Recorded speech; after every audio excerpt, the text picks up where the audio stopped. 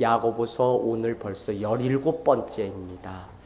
그래서 여러분, 말뿐인 신앙은 거짓입니다 라는 제목으로 말씀을 같이 나누려고 합니다. 여러분, 야고보서는 계속해서 말에 대해서 많이 이야기를 합니다. 말은 왜 그러냐면 힘이 있어요. 그래서 말은 어떻게 해요? 사람을 살리기도 하고 죽이기도 하는 게 말이라는 겁니다. 그래서 내가 지금 어떤 말을 하고 있는가가 내 삶이고, 내가 어떤 말을 지금 많이 하고 있는가가 내 신앙이라는 거예요. 그래서 이 말은 우리의 믿음과 무관한 것이 아니라 말을 보면 그 사람의 삶과 인생과 신앙을 우리가 알 수 있다는 것입니다. 그래서 여러분이 기억해야 될 것은 1장 26절에 스스로 경건하다고 하면서 혀에 재갈을 물릴 줄을 모르면 그 사람은 어떻게 했다고요? 그 사람의 경건은 다 헛것이라는 거예요. 헛것. 혀에 여러분이 이렇게 표시해 놓으세요. 말과 관련이 있습니다. 그런가 하면 여러분 저기 한번 보시겠어요? 19절. 여러분, 사람마다 듣기는 속히 하고 말하기는 더디하며 성내기를 더디하라는 거예요. 그래서 이 말하는 것이 결국 무엇과 연관시켜서 가냐면 믿음과, 말하는 것이 무엇과요? 20절에 보면 다 하나님의 의와 연관이 있습니다. 성을 우리가 뭘로 성을 내는 거죠? 뭘로 분을 내요? 말로 결국은 다 하는 거예요. 그렇기 때문에 오늘 하나님의 의, 경건은 다른 것과 관련 있는 것이 아니라 말과 관련이 있습니다. 그래서 우리는 늘 누구 앞에서 말을 하면서 살아간다는 믿음으로 살아야 되냐면 누구 앞에요? 하나님 앞에 말을 하면서 우리는 살아간다고 믿어야 돼요. 그래서 우리가 흔히 말하기를 호박씨 깐다 이런 말을 하는데 뒤에서 누구 말을 하고 하는 것들을 별로 이렇게 아름답지 않게 말을 하는 것입니다. 자, 우리가 신앙이 좋다고 말하는 것은 말과 관련이 있다는 사실을 여러분은 잘 알아야 돼요. 그래서 말로 때로는 다른 사람에게 상처를 주기도 하고요. 또 말이 믿음과 상관없는 것 같이 생각하지만 여러분께서 오늘 딱 한 가지를 알아야 되는 것이 무엇이냐면 말과 믿음. 오늘 말씀 뭐예요? 믿음과 행함의 간극이 좁으면 좁을수록 그 사람에게서는 예수 향기가 나고 어떻게 해요? 그 사람은 예수의 사람이라는 거예요. 그래서 그 사람을 우리는 주님의 제자다라고 말을 한다는 거예요. 그래서 이게 되게 중요합니다. 그래서 여러분, 우리가 이중성의 노예로 살지 않으려면 우리는 이 말을 다스릴 수 있는 지혜가 우리에게 있어야 됩니다. 우리가 하나님 앞에 약속할 때 무엇을 해요? 말로 한다고요. 우리가 직분을 받고 우리가 소명과 사명을 우리가 따라서 살아갈 때 교회는 약속의 종교인데 그 약속은 다 뭘로 하냐? 말로 한다고요. 내가 어떻게 살겠습니다. 2017년 내가 집사로서 어떻게 살겠습니다 하는 말로써 우리가 이미 다 했다고요. 근데 이 말한 대로 살지 않으면 우리는 어떻게 돼요? 거짓된 믿음 가운데 속아서 살아가는 거예요. 오늘날 이 사실을 모르고 살아가는 사람이 너무 많습니다. 너무 많아요. 자, 그래서 이 말이 너무 중요하다고 하는 사실입니다. 여러분, 믿음은요, 당연히 우리 삶 가운데 무엇을 주냐면 핍박을 주고 고난을 줘요. 왜요? 믿음은 다른 게 아니라 하나님 앞에 약속한 대로 내가 살아가는 것이 믿음이고 그 믿음대로 살다 보면 세상의 방식과 다르기 때문에 어떻게 해요? 핍박을 받고 고난을 받는 것이 당연한 것입니다. 내 삶 가운데 찾아오는 이 핍박과 고난은 내가 믿음으로 하나님 앞에 약속을 지키면서 살아가고 있다는 또 다른 증거라고 우리가 말을 할 수 있습니다. 그래서 여러분께 부탁드리기는 사순절에 나는 하나님 앞에 말하고 결심했던 대로 기도했던 대로 내 삶도 그렇게 살아가고 있는지 오늘 특별히 집에 가시면 여러분의 삶을 한번 꼭 점검을 해보는 축복이 있기를 원합니다. 여러분, 지금도 너무 많은 사람들이 예수님을 믿기로 결단해요. 지금도 너무 많은 사람들이. 그래서 예수 믿기로 많이 결단한 사람들이 다 어디에 와요? 교회로 와요. 그런데 중요한 것은 무엇이냐? 예수 믿기로 결단한 사람이 예수님처럼 살지 않는 게 문제예요. 그 말은 무엇이냐면 예수님처럼 살기로 했다면 믿음도 행함도 오늘 말도 우리가 그렇게 살아가야 되는데, 결단은 많이 했지만 예수님처럼 정작 사는 사람은 이 땅 가운데 아무도 없다는 거예요. 그러니까 이게 잘된 신앙이 아니라 잘못된 신앙으로 오늘날 살아가고 있는 거예요. 다 뭐 하는 거죠? 스스로 속이는다고 우리 표현하죠. 어디 보세요? 저기 22절 너희는 말씀을 행하는 자가 되고 듣기만 하여 자신을 속이는 자가 되지 말라. 말씀도 듣고 믿음도 있다고 하고 내가 무엇이 하나님의 뜻인지 안다고 말을 하지만 그대로 행하지 않기 때문에 어떻게 해요? 우리는 스스로 속임을 당하는 거라고요. 얼마나 많은 사람들이 오늘날 다 속임을 당해서. 여러분 뭐 그러면 예배 왔으면 뭐 속이면 안 당하냐? 아니야. 우리가 하나님 앞에 영과 진리로 예배해야만 우리는 승리를 하는 겁니다. 승준이 할렐루야. 아이고 우리 승준이 그래 졸려도 승준이 괜찮아. 물도 먹고 저기 가서 그래도 오늘 비 와도 아이고 이쁘다. 자, 그래서 우리가 날마다 결단을 하고 날마다 주님 앞에 우리의 삶을 점검하면서 정말 예수님을 믿기로 결단을 했는데 예수님처럼 살아가는 삶이 없다면, 행함이 없다면 우리는 다 속아서 살아가는 거라고요. 자, 그래서 예수님을 만났던 사람들은 다 무슨 특징이 있냐? 만나야, 여러분 거기다 써놔보세요. 만나야 변화가 있습니다. 예수님을 만났던 나인성의 과부가 그 삶이 변화됐습니다. 삭개오가 예수님을 만났기 때문에 변화됐어요. 만나지 않으면 아무리 예수님을 쫓아다녀도 다 한낱 뭐에 불과해요? 불의에 불과한 것입니다. 그래서 여러분 예수님을 믿는 것이 쉬운 게 아니에요. 예수님 믿으면 다 자유함이 오는 것 같지만 자유는 무엇만이 우리에게 자유를 준다 그래요? 진리만이. 진리가 너희를 자유케 하리라. 연세대학교의 영원한 그 말씀입니다. 여러분 그래서 진리가 아니면 우리는 자유함을 누릴 수가 없어요. 그래서 우리가 오늘 말씀이 살아있는 이 말씀이 내 안에 약속으로 있고 이 말씀이 또 죄 가운데 있는 나를 다시 자유케 하는 이 진리의 말씀이 있는지가 너무 중요한 거예요. 여러분 제가 목회를 오랫동안 해봤어요.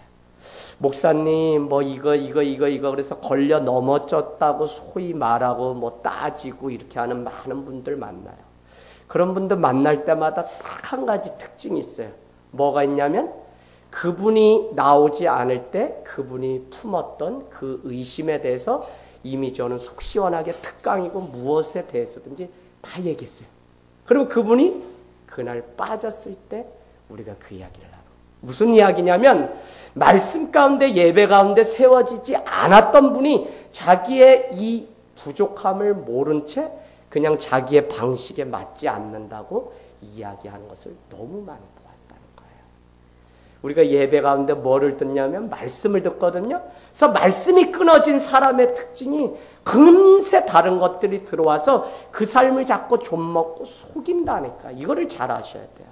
그래서 우리가 핍박을 받고 고난을 당할지라도 주의 말씀 앞에 우리가 살아가는 이것이 축복이에요. 난 오늘 우리 혜정이가 그냥 예배 올 수 있는 게 감사해요. 저도 그래, 저도. 제가 목사인데, 아니요. 아유, 아우가 막 병원에 입원하고 막 이랬을 땐 제 마음에 이 아우도 살려야지 뭐 해야지. 그래서 수요 이런 거 그냥 전도사님한테 하라 그러고 난 금요일쯤에나 일주일 내 있다가 와야 되나 어떻게 되나 막 머리가 복잡했어요. 근데 내가 수요일까지 하고 저녁에 가서 바꿔주면 전도사님 또 와서 쉬면서 가정도 지키고 교회도 지키면서 또 금요일날 말씀 준비할 수 있으니까 이 지혜를 자꾸 주세요. 근데 그전에는 이 예배도 안 될 것 같고 막 말씀도 그런데 어떻게 해요? 예배 가운데 나오고 말씀 가운데 나오니까 질서의 하나님이 어떻게 이 문제를 풀어나가야 되는지 지혜를 주셔요. 자, 그래서 우리는 정말 예수님의 제자들이 예수를 만나고 배를 버려두고 그물을 버려두고 예수를 따르니라. 누가복음 5장 9절이 말씀하고 11절이 말씀했던 것처럼 왜 예수를 만나면 우리 삶은 빈배였대냐. 빈배. 왜 하냐면 주님이 반드시 채워주실 더 귀한 것들이, 내가 채웠던 건 이제 다 빈배가 되고 예수님으로 채워야만 온전한 기쁨과 그 풍성함을 누릴 수 있겠다. 그래서 여러분, 우리가 예수님을 만나면 생수의 강물이 강같이 여기에서 차고 넘쳐야지, 옛날 것 여전히 우리가 놓아버리지 못하고 그렇게 살아가면 참 자유의 기쁨은 누리지 못한 채 그냥 그렇게 살아가는 것입니다. 자, 2017년도 표어 우리 눈 감고 한번 외치겠습니다. 시작. 기도하고 결정하라. 그래서 여러분, 우리가 이게 엄청 중요한 올해 표어로 가지고 있는데, 저는 정말 기도하고 말할 수 있는 균형 감각이 우리에게 있으려면 주님의 마음이 우리 안에 있어야 됩니다. 여러분, 오늘날 공동체를 깨는 게 다 무엇이냐? 말로 깨요, 말로. 그 말은 무엇이냐? 결국 여러분이 1장 보세요. 1장에 무엇이죠? 14절에 오직 각 사람이 시험을 받는 것은 자기 욕심에 끌려 미혹되는 그 말을 서슴없이 이야기하기 때문에 공동체가 다 깨진다는 거예요. 여러분, 주중에 내 가정이 왜 왔어요? 병들어서도 왔지만 공동체를 찾아서 이제는 1000명, 2000명 되는 교회에서 한마디도 내 속 이야기를 못 해보고 사는 게 아니라 이제는 좀 가족 같은 공동체. 생각해 보세요. 하루에 내 삶이 하루에도 20가지, 30가지가 일어나는데, 아니 일주일 동안 이 이야기를 하나도 나누지 못하는 게 정말 가족입니까? 공동체예요? 쏟고 있는 거예요. 제가 여러분 수요 예배까지도 누가 다녀갔는지 이렇게 많은 사건들이 있는데, 정말 여러분, 교회에 우리가 소그룹 모임하고 막 같이 자기의 이야기를 나누는 것이 무엇이냐면, 공동체는 가족인데 나의 속에 있는 것들을 나누고 말하고 부끄러움을 드러내고 나의 죄악을 공동체 안에 같이 나눌 수 있어야지 그것이 가족이고 공동체라고요. 여러분께 말씀드리지만 마지막 때는 공동체가 아니면 교회는 다 무너지게 돼 있습니다. 여러분이 보시면 다 알잖아요. 일주일에 한 번도 겨우 나오면서 마지막 때 주님이 오셨는데 슬기로운 다섯 처녀처럼 등불을 들고 기름을 준비해서 가지고 있지 않으면 다 슬피 울며 이를 갈고 있는데, 아니 등불은커녕 기름도 없는데 정말 주님을 맞이할 수 있을까요?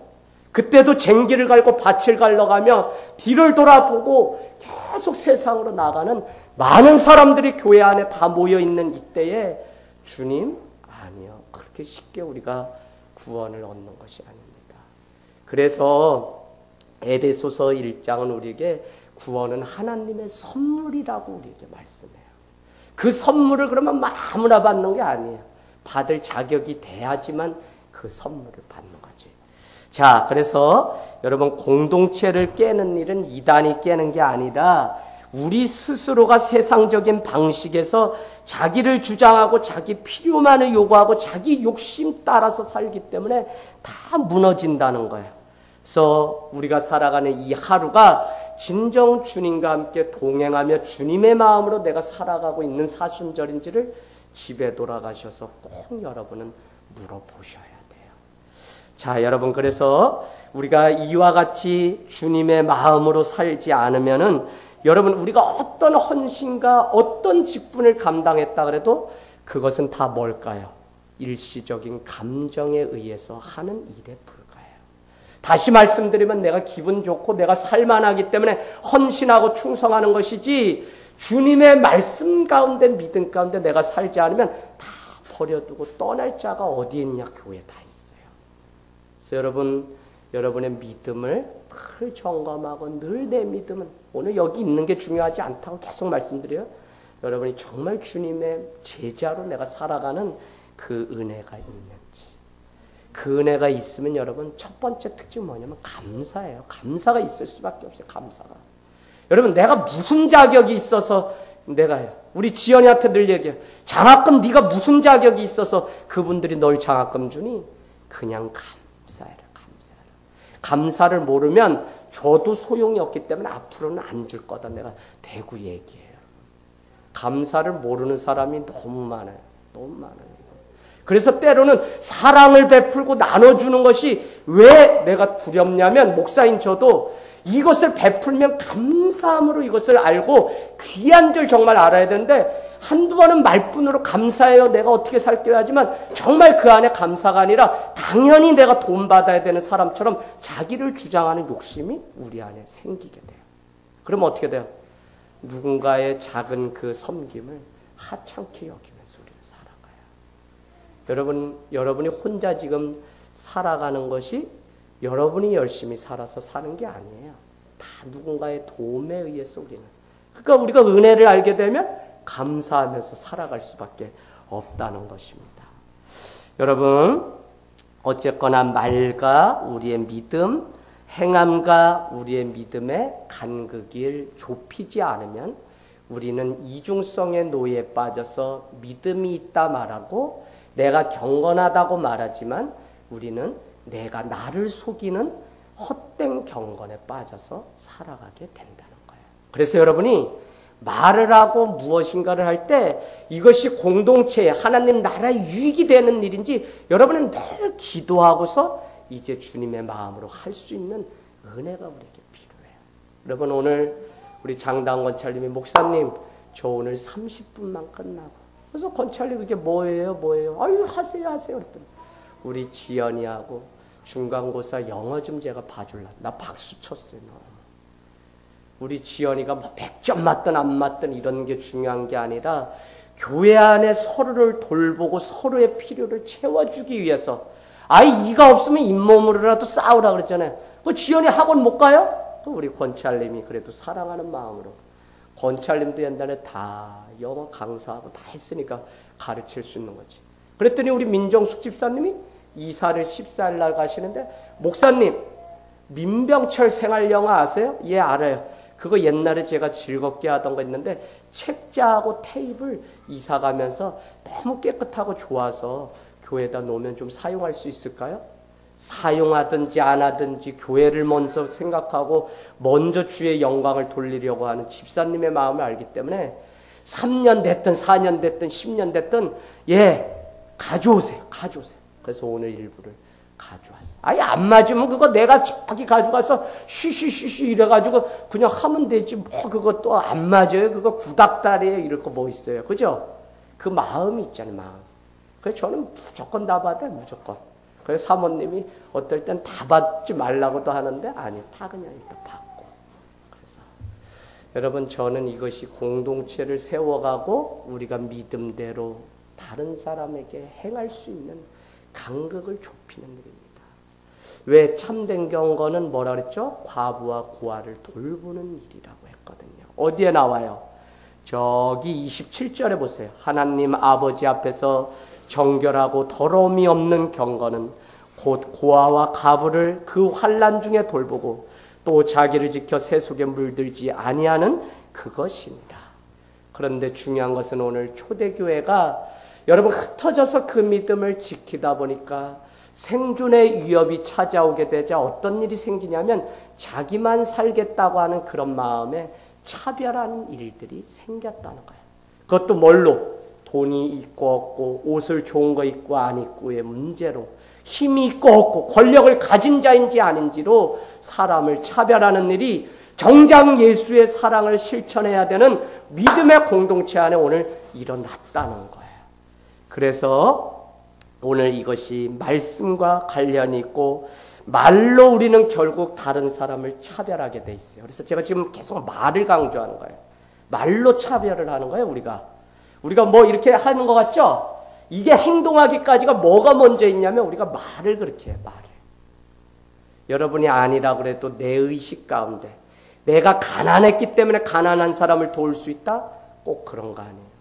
주님의 마음으로 여기가 채워져 있지 않으면 가난했던 사람이 오히려 가난한 사람을 무시하는 경우가 더 많이 있어요. 왜요? 내가 무시를 당해봤거든요. 그랬더니 나보다 더 하등으로 보이면 나도 뭔가 이제는 그 사람을 짓밟고 일어설 수 있는 자격을 가진 사람처럼 다른 사람을 또 짓밟는 것이 계급사회의 구조입니다. 그렇기 때문에 교회는 계급이 아니라고요. 나이가 아니라고요. 세상에 무슨 뭐 이장, 동장, 뭐 국회의원 이런 게 아니라고요. 다 주님 안에서 뭐예요? 형제고 자매에 불과해요. 목사? 그냥 직분일 뿐이에요. 더 대우를 받아야 되는 것은 없어요. 여러분이 다만 말씀을 가르치고 말씀을 앞에 세운 그 직분을 감당했으니까 여러분이 기도해주고 더 사랑하는 그것이지, 당연히 무슨 사랑을 받고 모든 것을 뭐 있으면 다 목사님께 갖다 드리고 그런 건 아니에요. 저 스스로도 다 내려놓았어요. 자, 그래서 차별이 없다는 거예요. 그런데 초대교회는 금가락지, 아름다운 옷, 남루한 옷을 입은 사람에 대해서는 저기 내 발등에 아래 앉든지 저기 서서 그냥 참여하든지 그냥 그렇게 하라라고 하등으로 대했다는 거예요. 그런데 우리가 지난주에 말씀 계속 보아서 아는 것은 무엇이냐면, 너희가 그래서 부자를 그렇게 귀하게 여겼는데 정작 그 부자는 뭐냐면 어떻게 6절에 보세요. 너희를 억압하며 너희를 법정으로 끌어가는 그 사람인데도 여러분은 자꾸 외모로, 그 사람 안에 있는 예수의 그 성품을 보지 못한 채 계속 외모로 사람을 평가하다 너희를 법정으로 끌고 가는, 더구나 7절에 보면 너희들이 그렇게 사랑하고 아름답게 여기는 어떻게 해요? 아름다운 이름, 예수의 이름을 비방하는 자들이 바로 부자들인데 여러분들은 그렇게 한다는 거예요. 부자가 나쁘다는 게 아니에요. 오늘 부자에게 잘하기 때문에 부자인 그들도 이와 같은 행동을 할 수 있는 믿음 없는 사람이라는 것을 강조하는 것이지, 부자는 지옥 간다, 가난한 사람은 천국 간다, 이거는 성경에 나와 있지 않아요. 그래서 때로는 민중신학이라는 것이 위험한 거예요. 위험한 거예요. 자, 그래서 여러분, 차별하는 데 힘이 있고 없고, 또 오늘 말씀을 이렇게 이야기하죠. 8절에 보세요. 8절, 9절, 10절 이런 내용이에요. 내 이웃을 내 몸같이 사랑하라고 했죠. 지난주 말씀에. 그래서 그렇게 다 했다는 거예요. 그럼에도 불구하고 그 최고의 법을 다 지켰음에도 불구하고 9절 중요합니다. 여러분 안에 한 가지라도 차별하는 것이 있다면 뭐라고요? 범죄한 자라고요. 범죄한 자. 아니 99가지를 지키고 한 가지, 그게 차별이었는데 그것만 있어도 주님은 우리한테 뭐라고 낙인을 찍냐면 너는 범죄자다. 혜인아, 그러니까 말씀을 알면 알수록 그지? 살아내는 게 두렵지 마. 근데 진리의 말씀이 우리를 자유케 해요. 왜요? 이것은 율법이 아니라 예수를 믿으면 우리의 삶으로 녹아지는 삶의 문제이기 때문에 그래요. 무슨 613개의 계명 적어놓고 뭐 5시면 딱 불을 끄고 그때부터는 뭐 숨도 안 쉬고 밥도 안 먹고 물도 안 묻히고 뭐 이런 유대인의 그런 율법이 아니라 우리의 삶 가운데 예수 그리스도의 십자가를 경험한 복음이 정령 있다면 우리는 그 삶을 살아갈 수 있다는 것입니다. 자, 그래서 10절 보세요. 누구든지 온 율법을 다 지켰는데 그 하나를 범하면 모두 뭐라고 한다고요? 범한 자가 된다는 거예요. 여러분 이걸 아셔야 돼요. 그래서 내 삶이 주님 앞에 온전한 삶이 되도록 날마다 몸부림을 치는 사람이 누구여야 되냐면 성도여야 된다는 거예요. 성도의 삶은요, 사실은 계속 주님 앞에 훈련받고 또 훈련받고, 이건 신학교에서도 가르쳐주는 게 아니에요. 하나님 앞에 내가 다루심을 계속 받으면 받을수록 내 성품이 아름다워져요. 자, 여러분 오늘 주님은 그래서 마태복음 5장 7절, 지난주 13절에 뭐라고 했냐면 긍휼은 무엇이냐면 마지막 심판을 이기고 자랑하느니라. 찾았어요? 13절 끝에?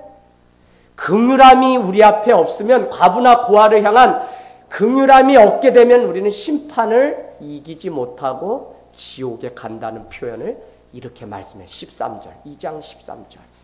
그래서 여러분 5장 17절, 마태복음 5장 17절은 뭐라고요? 7절은 뭐라 그랬냐면 우리한테 이렇게 말씀합니다. 긍휼히 여김을 받는 자는 누구냐면 긍휼히 여기는 자가, 다른 사람을 긍휼히는 뭐냐면 영어로 compassion입니다. 그의 고통을 with 같이 해주는 것이 긍휼함입니다. 그러니까 불쌍히 여기는 마음이 긍휼함이에요. 그래서 그 긍휼함이 얻게 되면 나도 긍휼함을 얻지 못해요. 내가 다른 사람의 죄를 용서해 준 것 같이 나의 죄를 용서해 달라는 것이 주기도문에 나와 있습니다. 땅에서 너가 풀면 하늘에서도 풀고 너가 매면 하늘에서도 맬 거라는 거예요. 다 무슨 이야기예요? 우리가 먼저 긍휼함으로 다른 사람을 여기면 우리가 긍휼함. 긍휼이 뭐죠? 우리가 하나님이 우리를 긍휼함으로 여기기 때문에 구원받을 자격이 전혀 없는 우리를 구원해 주시는 것이 바로 긍휼입니다. 그런데 나는 다른 사람들에게 믿음이 있다고 말하면서 긍휼함이 없다. 상투적으로 우리가 살아가는 그 말 여러분 있어요.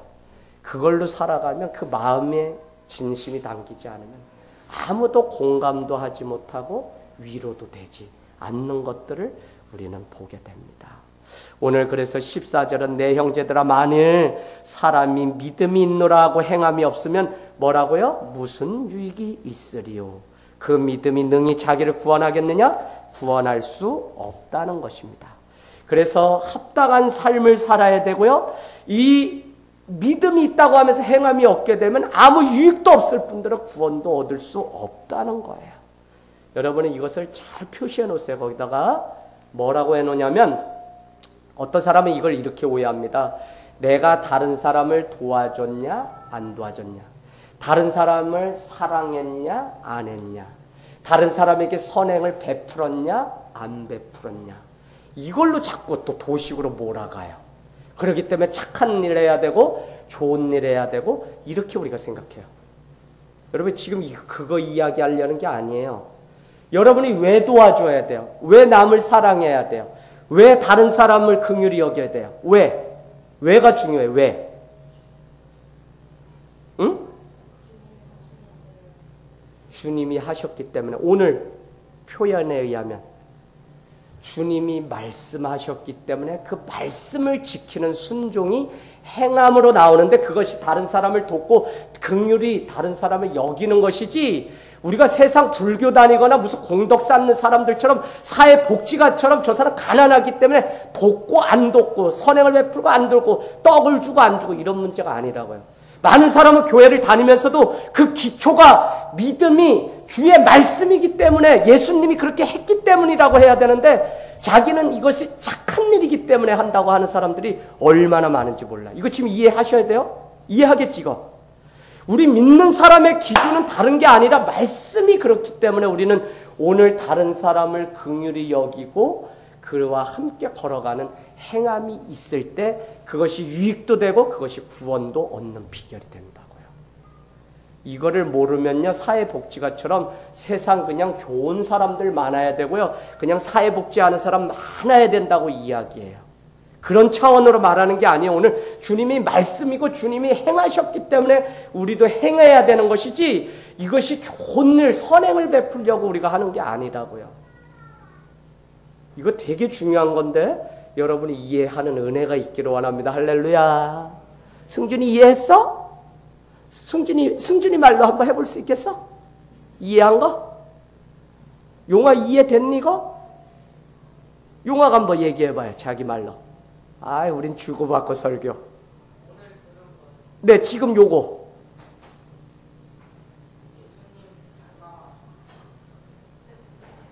네. 아, 좋아요. 예. 예수님 닮아가고 예수님 말씀하셨고 예수님이 그렇게 사셨기 때문에 우리도 다른 사람에게 선행을 베푸는 것이지, 우리가 그냥 착한 사람이어야 되니까 그냥 선행 베푸는 그런 차원이 아니란 이야기예요. 그러니까 여러분은 항상 이 말씀, 믿음의 근거가 뭐죠? 말씀이어야 되고 예수 그리스도여야 된다고요.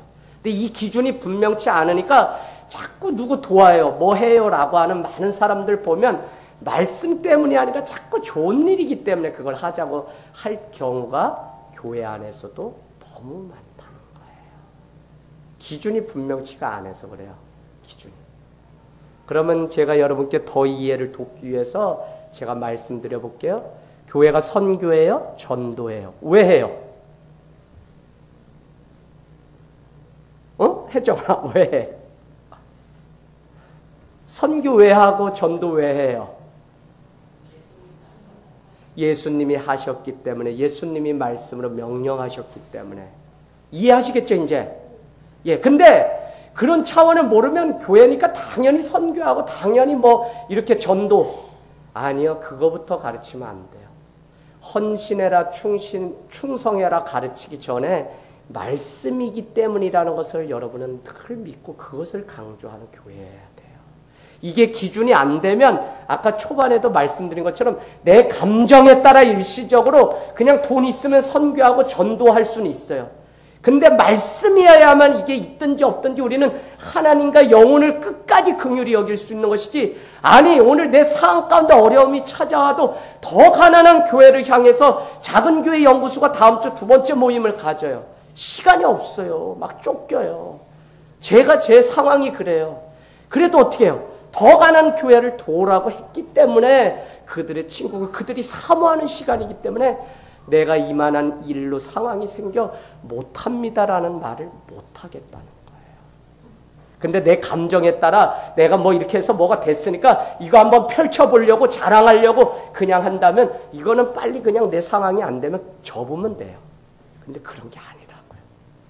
그래서 여러분이 선교, 전도, 헌금, 예배, 우리 신앙의 모든 행위는 다 뭐냐면 말씀, 예수 그리스도, 믿음이 기준이 돼야 돼요.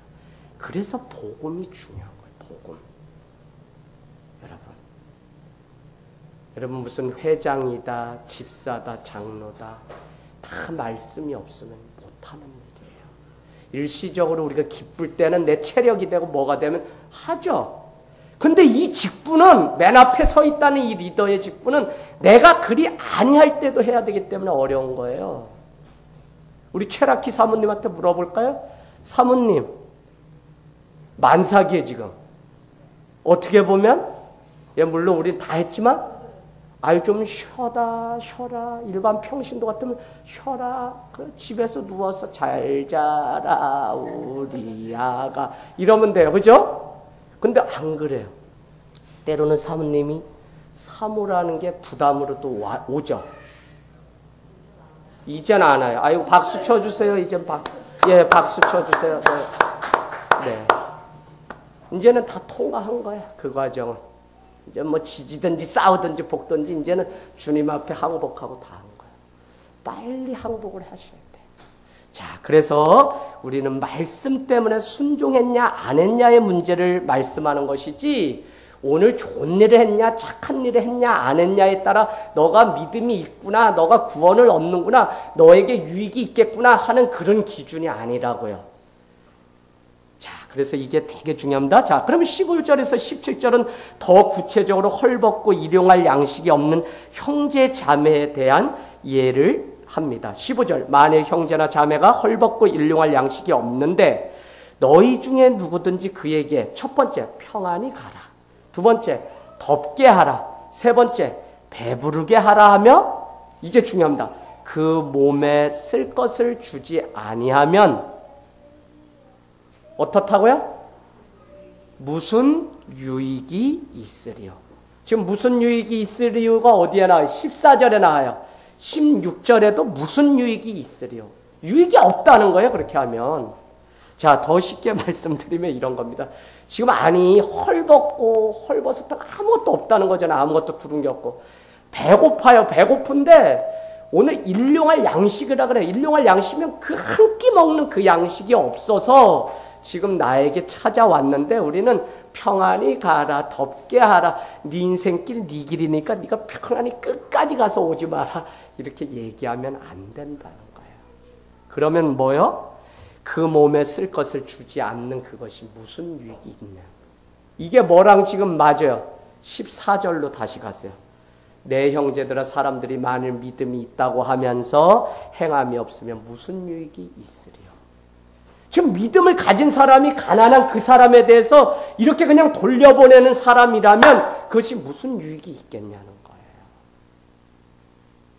그러니까 우리는 주의 말씀에 오늘 순종하기 위해서 나보다 더 가난한 자를 찾아갈 수밖에 없어요.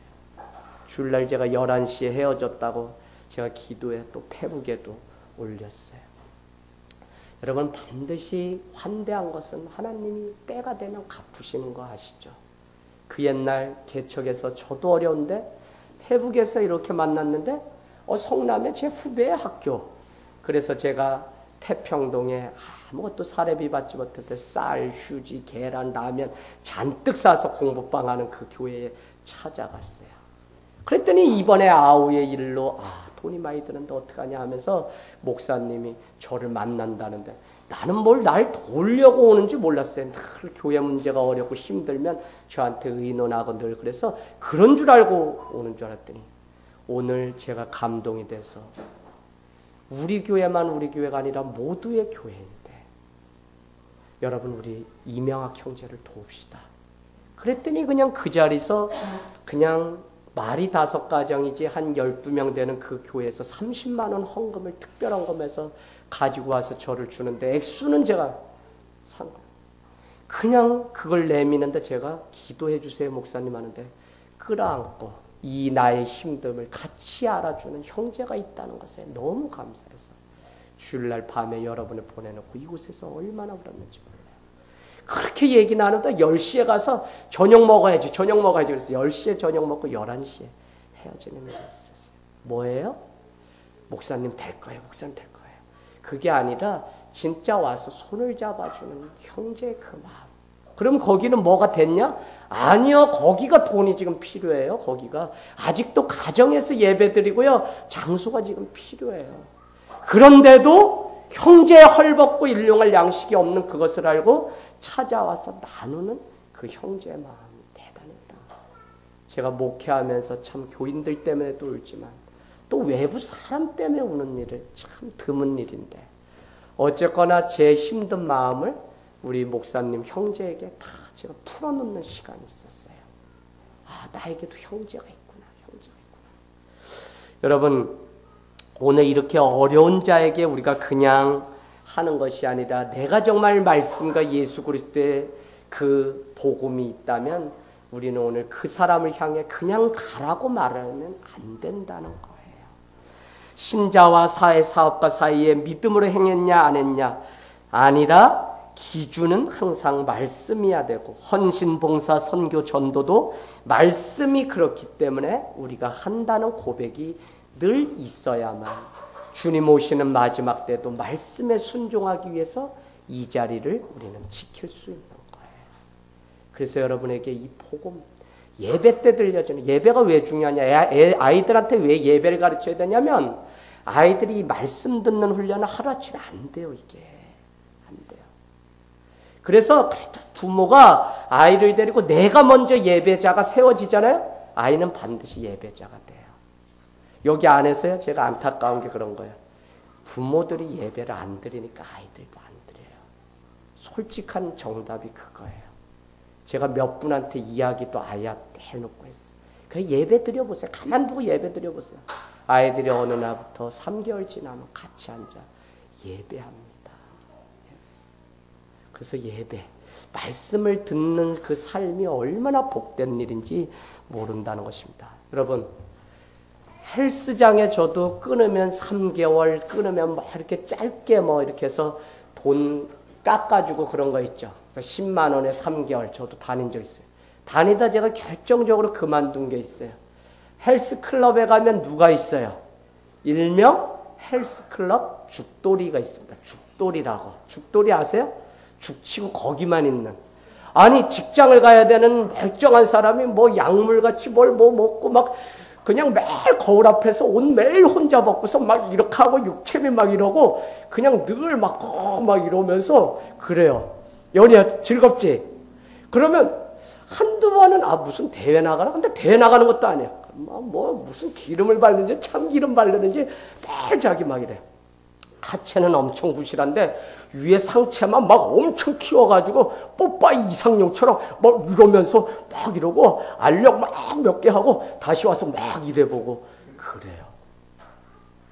여러분 제가 왜 이 말씀을 드리냐면 말씀을 듣고 우리가 믿음이 있다고 하는데 행하지 않으면 오늘 건강하지 않은 헬스클럽 죽돌이처럼 그냥 상관없이 이 근육 키웠다는 건 뭐 대회 나가는 거 아니고서야 삶과 아무 상관이 없거든요. 근데 이게 자기의 유일한 기쁨이기 때문에 노상 하루 종일 와서 이거. 목욕탕 가면 매일 목욕탕 와 계신 분 있어요. 그분한테 걸리면 또 젊은이 이리 와봐. 등짝 좀 밀어. 밀면 또 젊은 사람이 힘이 없다고 그렇게 하면 어떻게 하냐고 또 엄청 말하라. 나 우리 태평동에 다니던 목욕탕 옮기고 저 수진동으로 멀리 다녔던 때도 있어요. 아주 거기 죽돌이야 죽돌이 그냥 아주 거기 말뚝 치고서 거기서 있어요. 근데 여러분 우리가 무엇인가를 한다는 것은 거기에 따르는 행함이 반드시 있기 때문에 해야지 무작정 몸만 키우려고 하고 있다면 이것은 정상이 아니라는 겁니다. 믿음이 있고 말씀은 많이 아는데 행함의 삶이 우리 가운데 나타나지 않으면 아무 소용이 없다는 거예요. 오늘 바울과 루터는 오직 의인은 믿음으로 말미암아 산다고 했던 그것을 악이용하는 사람들이 있기 때문에 그렇지 구원은 오직 믿음이야. 나 예수 믿어 나 교회 다녀 라고 말하는 너무 많은 사람들의 그것에 반감을 가지고 오늘 야고보서는 믿음이 있다면 반드시 그 믿음은 행함으로 증명이 돼야지 믿음이라는 거예요. 그 행함은 뭐죠? 즉시 순종이지 나중에 내가 잘 되면 할게요 하면 할 수 있는 사람은 아무도 없어요. 그래서 오늘도 우리는 뭐냐면 말씀하시면 즉시 곧 따르느니라 라고 하는 마가복음의 순종이 필요한 거지 내가 뭐 더 나아지면 이거는요 다 감정적으로 하는 말일 뿐이에요. 그런 말에 여러분 속아 넘어가지 마세요. 사업을 해도요 그런 사람 주변에 얼마나 많은지 몰라요. 내가 잘 되면 형님 반드시 형님을 어떻게 도와준다. 아니요. 그렇게 세상 쉽지 않아요. 호락호락하지 않아요. 여러분 반드시 약속, 말씀이 근거가 되기를 원합니다. 그래서 우리가 개인적으로 하루 욕심을 내지 않고 주님의 마음으로 걸어가고 있는지를 늘 여러분이 이 사순절에 점검을 해보기를 원합니다. 저는 이 한 주 제 마음을 어렵게 한 분의 이야기를 좀 하려고 합니다. 말이라는 게 어떤 것인지. 저에게 전화가 왔어요. 그래서 위로를 하는 줄 알았더니 요지는 이거예요. 아우가 아픈 것에 영적인 뜻이 있을 거라는 거예요. 그래서 예, 있겠죠 라고 했는데 그러기 때문에 자기 교회에 누가 이렇게 해서 죽었는데 설령 이른 나이에 죽는다 그래도 영적인 뜻이 있기 때문에 가슴 아파하지 말고 보내라고 얘기해요. 그래서 내가 목사인데 어떻게 저렇게 이야기할 수 있을까? 이제 치료를 하는 사람인데 아무리 영적인 의미가 있다고 해도 어떻게 저렇게 말을 할 수 있을까? 여러분 우리가 말을 조심하셔야 돼요. 조심하셔야 돼요. 저 죽어가는 사람은 그 고통 속에서 이 괴로움을 잊기 위해서 빨리 나를 데려가 달라고 우리 안병현 거찰님을 이지만 그 뒤에는 뭐가 있냐면 더 살고 싶은 욕망이 있다는 걸 여러분 아셔야 돼요. 오늘 저 남편 때문에 내가 3년, 4년, 5년 병간호하냐고 힘들었지만 그 아내의 마음에는 죽는 남편을 하루라도 더 보고 보내고 싶은 마음이 있다고요. 근데 우리의 입은 어떻게 하냐? 고생 안 하려면 빨리 죽는 게 나아. 이렇게 너무 쉽게 이야기를 합니다. 절대 그런 말 하지 마세요. 말이 할례를 받지 않으면 여러분이 저에게 상처를 주었던 목사님처럼 돼요. 그리고 아무리 영적인 게 뭔데 아무리 영적인 게 그렇게 좋다고 해도 어떻게 영적인 의미가 있기 때문에 죽어도 거기에 영적인 의미가 있으니까 슬퍼하지 말고 기쁘게 보내라고. 그 말을 왜 해요? 거기에. 목회자도 여러분 공감 능력이 떨어지고 긍휼이 떨어지면 이와 같이 말을 실수를 한다고요. 여러분 위로자의 자격은 아무나 얻는 게 아니에요. 저는 요새 계속 우리 교회에 다 아픈 사람들만 와요. 그럼 이렇게 얘기할 수 있어요. 왜 나도 힘든데 저렇게 아픈 사람, 담 걸린 사람만 오나? 하나님께 제가 오늘 아침에 물었어요. 출근해서. 아, 주님, 너가 정말 내 동생의 일로 육신의 고통을 겪는 사람을 향해서 너무 가슴 아파하는 그 마음이 너에게 있지 않냐? 그러면 저 사람들을 정말 끝까지 너가 품고 할 수 있는 사람은 너밖에 없다는 마음을 저에게 주세요. 저 솔직히 이분들이 자기의 병을 밝히고 난수암, 췌장암 초기 또 무수남 이야기하는데 나도 지금 힘든데 왜 주님이 우리 교회로 이렇게 힘든 분만 영혼으로 보이기 전에 솔직히 나도 힘든데라는 마음이 제 안에 더 있었다니까요. 근데 계속 와요, 며칠 동안. 그래서 제가 오늘 아침에 출근해서 하나님 이게 무슨 일이래요? 아니 오시는 거는 좋은데 좀 뭐 좋은 사람들 오시면 안 되나요? 무슨 상처 입었다는 사람의 뭐 병이 어디 났다. 난소암, 췌장암, 백혈병, 간질 우리 교회 얘기하면 없는 병은 없어요. 다 있어요. 우리 아우가 그 병 걸리기 전에 이미 교회 안에 골수 이식부터 백혈병 2명 있었어요. 근데 왜 나에게 또 이런 일들이 있냐? 그래서 제가 주일에 하나님의 뜻은 어디에 있는지 제가 답을 얻으려고 그렇게 제목을 정하고 그렇게 말씀을 전했습니다. 근데 주님이 정말 진정한 위로자가 되고 누구의 아픔을 담을 수 있는 사람은 그 아픔을 똑같이 겪어봐야만 그를 품고 위로할 수 있다는 거예요. 할렐루야. 여러분 그래서 제가 말씀 앞에 그냥 엎드렸어요. 고린도후서 1장 말씀 자비의 하나님일 뿐만 아니라 1장 3절 하나님은 위로의 하나님이신 줄을 알게 하려고 1장 4절 5절 너희를 위로한 것은 이 환난 가운데 위로한 것은 그 위로로 다른 사람을 또 위로하게 하시려고 너희를 위로의 하나님을 만나게 하려고 이 고난을 주었다는 거예요. 제가 우리 아우한테 오늘 저녁에 가면 너 진정으로 너와 같은 아픔을 겪은 사람을 이제는 너가 정말 가슴으로 안아줄 수 있는 자격을 얻게 되었다.